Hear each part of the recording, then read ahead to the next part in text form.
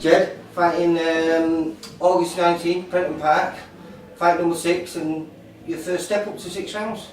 Yeah, really looking forward to it. Been training hard, been getting the 6 rounds in with, you know, obviously all the lads in the gym. Well, this place is buzzing, isn't it, at present, with all the fights that are coming up and the fights that have been.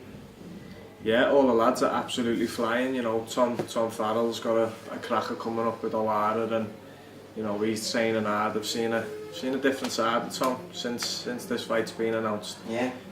Not that he hasn't trained hard in the past, but this is a fight to launch him onto that level, onto the, you know, he'll become a household name if he can beat O'Hara Davis. Yeah, definitely. You know, because everyone wants him to win as well. Because I don't think there's anyone who likes O'Hara Davis.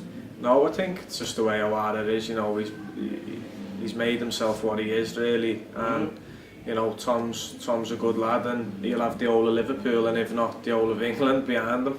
Without a doubt, there'll be 10,000 scousers screaming for blood there. So hopefully he can deliver, and I'm pretty sure he can. But like you say, you know, you've just had Ryan Mullican pick up his first title. You've got Matty Fagan fighting an eliminator against Joe Murray. Yeah. You know, so there's some great fights coming up for the lads, and you know, first 6 round they get a few more in, and then you know, hopefully I'll be in these big fights myself. And what's your record now? Then you're 5-0, yeah. 5-0, yeah. And like I say, you're stepping up to 6 rounds. Stepping up to 6 rounds. How long have rounds you been a pro now then? Been a pro just over a year. I think it was a year and 3 months, 4 months. So if I can keep on getting, you know, good fights and stay active, then you know, next year get a few more 6 rounders, maybe an 8 or a 10. Hopefully towards the end of 2018 you might be looking for those small titles and you know, even doing what Ryan Mullican going, fighting for a central area. Yeah, definitely.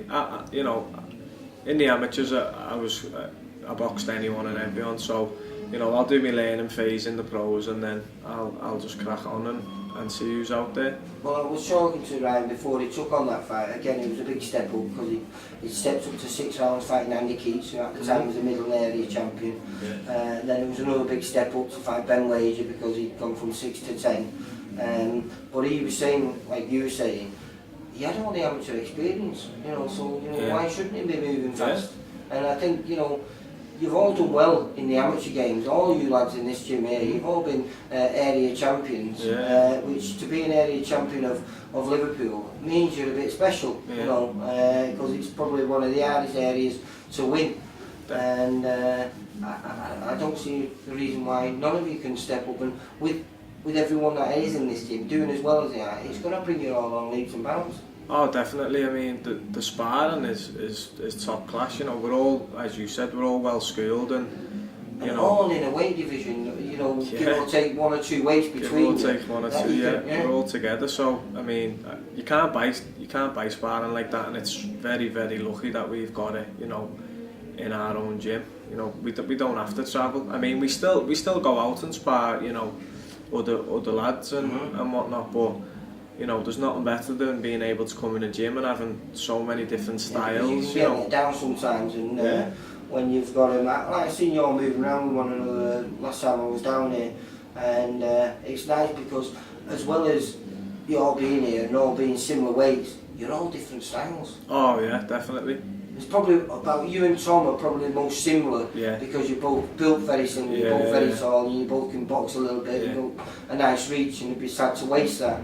But you know, then you've got Luke Willis, who's short, who does a bit of magic in there, same with Matty Fagan, except for he's just a natural version of the southpaw that Luke Willis is.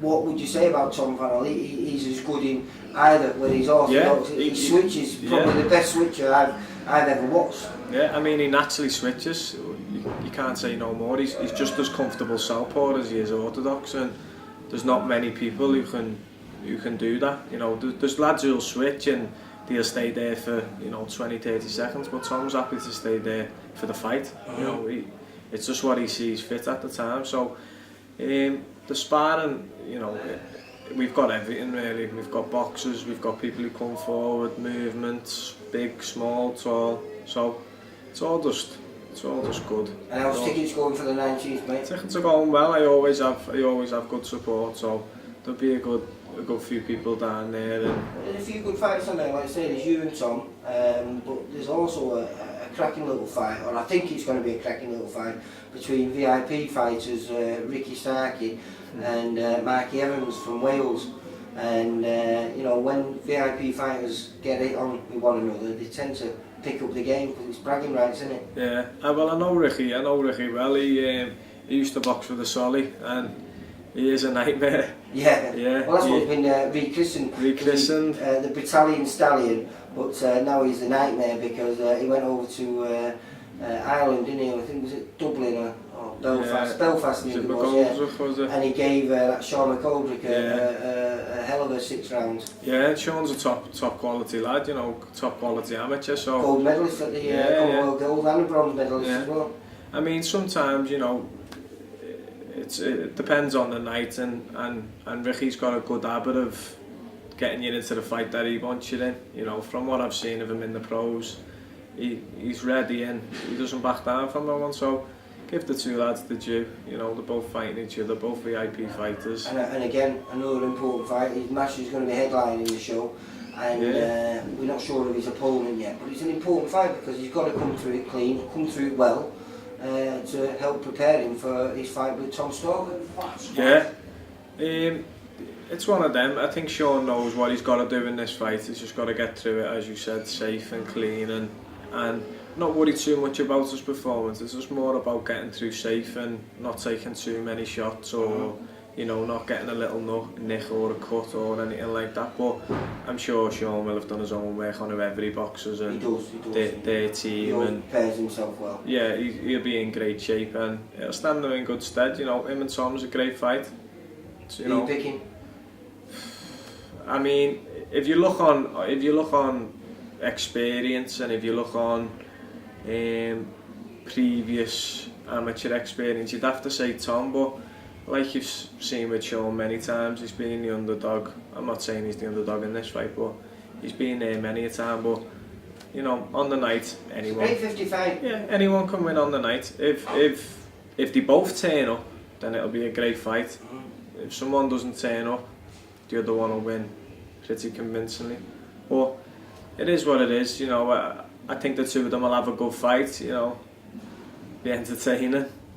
And like Sean, he's always in good fights. I'm sure he won't want Tom to come and take that belt. I know Tom's out in MGM at the minute, or MTK. He's training hard, you know, under Danny Vaughan. So it'll be a great fight, and may the best man win. Good luck to both lads, really. Great night for Liverpool boxing, though, isn't it? Because as well as that fight, we've got, you know, Tom Farrell against Wyatt Davis, and then you've got the world title eliminator between Stewie Hall and Paul Butler, another Liverpool lad, and then you've got Rocky Fielding against David Brophy, where both titles are going to be on the line, the British and the Commonwealth.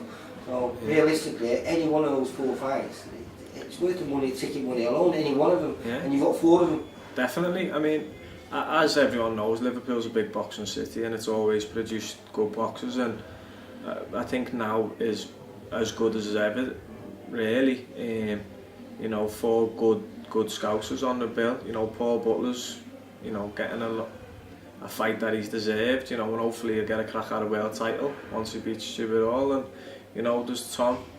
This is the fight that Tom's wanted for a while, and you know, the test that he's needed. The test that he's needed. So, you know, I'm sure all the Liverpool lads will come through on the night, and you know, it just shows you know, the Liverpool lads alone can put on a massive show, and I'm sure there'll be people not from Liverpool who come down to watch. And 2 weeks before that, you've also got another massive show with Callum Smith against Eric Scotland in the World Series of the Super Middleweights. Yeah, I mean, Callum's a special talent. We all know that, and I'm sure he'll be on shows with the lads. He'll be headlining shows for you know, the next few years to come. He's got more than enough in his locker to win this, you know, World Series, and as you know, he's always in great shape again, and I'm sure Joe and the lads will have him raining and ready to go. Well, on that show, we've got your one of your stable mates again, Willis. He's going to be fighting on that, getting outing number 5, I think he's going to be in. Yeah, nice big stage for Luke to to you know, showcase his skills on. He's been on a few small old shows on the VIP, and this is a great platform now for Luke to show, you know, his skills and what he can do. I mean, I see it day in, day out in the gym, so, you know, there might be people that, you know, out of Liverpool aren't really on Luke, but they'll definitely know him once they see him. Yeah, because he had a cracking performance in Oldham only a few weeks ago, where he got his first stoppage, and in style as well. It was a cracking performance, I felt. Yeah, great performance. I mean, Luke's his own worst enemy, really. You know, he was critical of his performance at times, but you know, he was in with a good test, and you know, stopping him. You can't ask for more than that. No, getting through with flying colours. Well, listen, good luck for the 19th. Hopefully, I'll be chatting to you with number 6 behind your name, mate. Definitely.